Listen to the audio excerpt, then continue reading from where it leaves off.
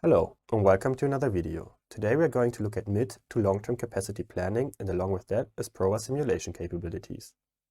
We are starting in the so-called aggregated sales plan table. Here we can create various forecasts and simulate with them. In our example we have sale forecasts for the next 2 years. Currently we have selected the input mass style. Here we could add more forecasts. Since humans can read horizontal tables better than vertical ones, there's also the second style, overview forecasts. Here we can briefly see all forecasts of all articles for the next 2 years. For example, 421,875 units of article FC13 are forecasted at the second quarter of the first year. This plan is converted into a leveled sales plan by Asprova to determine daily production. These forecasts are converted into monthly plans. For example, a total of 140,625 units of article FC13 must be produced in April.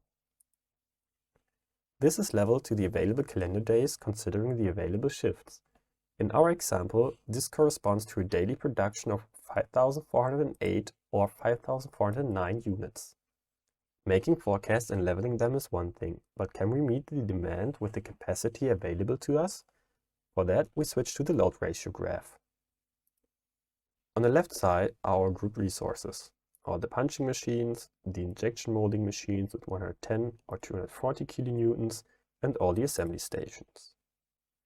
The load of a group reflects the average utilization of all group members. By clicking on the plus, we open the group and see all the group members and their respective load. In addition to the graphical display, we also have the option to display the utilization in a tabular form. Here too we can recognize the capacity conflict at first glance. For each item, the monthly demand, the average utilization per resource group.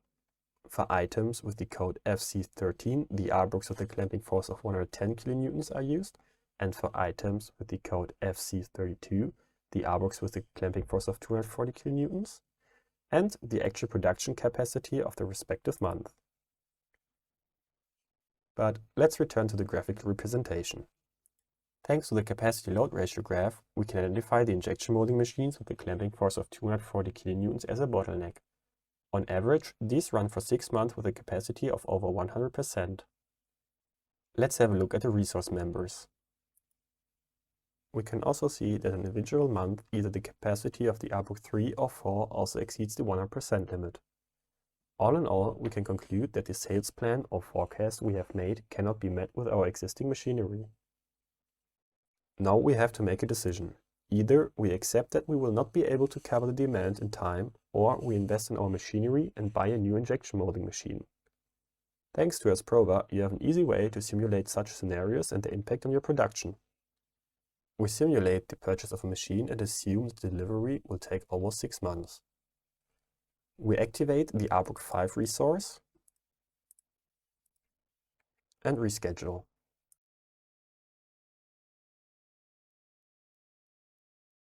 I would like to emphasize the following. We are planning the production for 2 years in advance and the recording software is still running in the background as well. Despite all that, the planning only took around 43 seconds. With the third injection molding machine, we can serve all forecasts and even have some free capacity. In Asprova, you can also evaluate your planning based on various KPIs. For example, item prices, profits, return on resources, etc.